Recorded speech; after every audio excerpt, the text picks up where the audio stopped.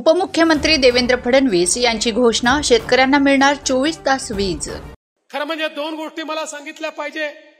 पहिले तर आपल्या सरकारने शेतकऱ्यांकरता महत्त्वाचा निर्णय घेतला।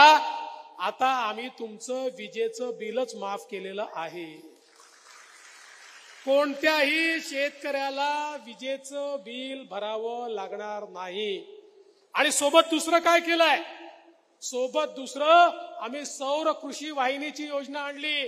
महाराष्ट्रातल्या शेतकऱ्यांना 16,000 मेगावॅट वीज लागते, त्यापैकी 12,000 मेगावॅटचं त्या ठिकाणी आम्ही हरित ऊर्जीकरण किंवा सोलर मध्ये कन्व्हर्शन सुरू केलंय, जे 1.5 वर्षात पूर्ण होणार आहे।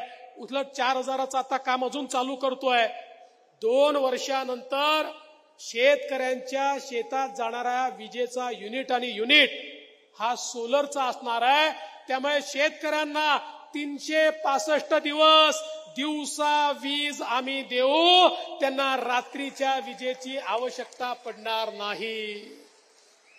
म्हणजे विजेचं बिलही नाही आणि 24 तास तुम्हाला वीज त्या ठिकाणी देण्याचं काम आपलं महायुतीचं सरकार या ठिकाणी करताय।